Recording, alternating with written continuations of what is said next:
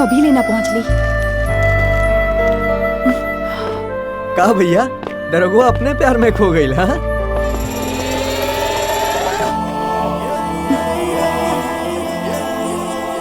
रे तोनी के पूछत रहला सा ना कि हम केकरा से प्यार करीला। हाँ हाँ बताई ना। ऊ देख ई उहे लड़की हिया जौन हमारा दिल में ढुक गई। भैया भौजाई तो साफ हीरोइन लगा तारी। यही से तो इनका प्यार में हमार बॉडी के सारा इलाका हिल गई बा।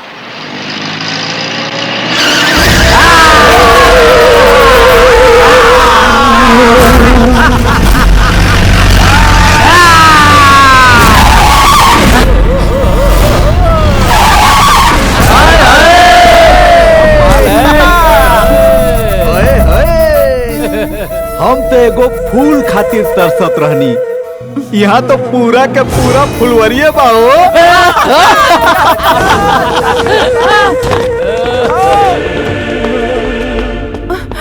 इतना हीरो हीरोइन के मिले से पहले ही साला विलेन टपक गई सर। नया साल मुबारक हो के स्वीटहार्ट। यू इडियट, वापस दो। हम जौना चीज के एक बार अपना हाथ से छू लेनी वो चीज हमार हो जाए। आहा का सुगंध बा। भैया ई का होई? ई फूल के अपन तकिया बनाई और ई फूल के अपन बिस्तर पर सजाई। का समझ लू? एकर जवानी के बियर पी के हैप्पी न्यू ईयर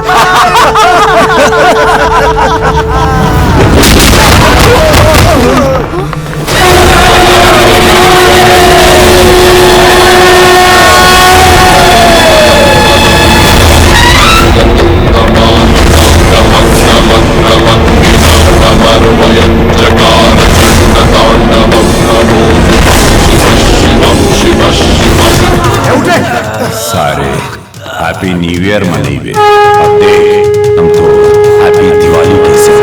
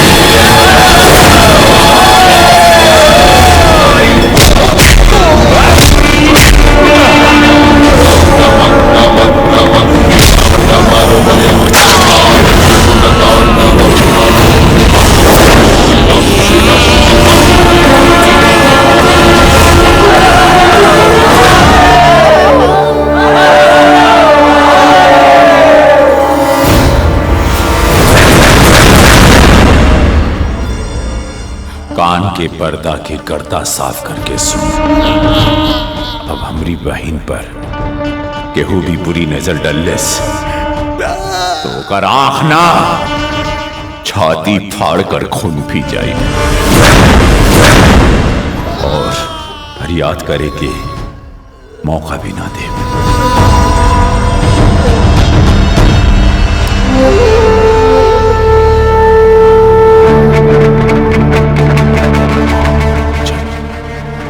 भैया तोहार होखे वाला सार तो सरवा एकदम डेंजर लगा था। यही डेंजर के बहिन हमार लुगाई बनी। लेकिन भैया हमरा तनी डाउट लगा था। अपना डाउट के आउट कर, काहे कि अब हम अपना प्यार के पीस पर दीवानगी की बैटिंग शुरू करे वाला बन। दीदी भैया के गुस्सा बहुत खतरनाक बा। आज वो गुंडा के आंख फोड़ देलन। बाबू गुस्सा स्वास्थ्य के लिए बहुत हानिकारक होला।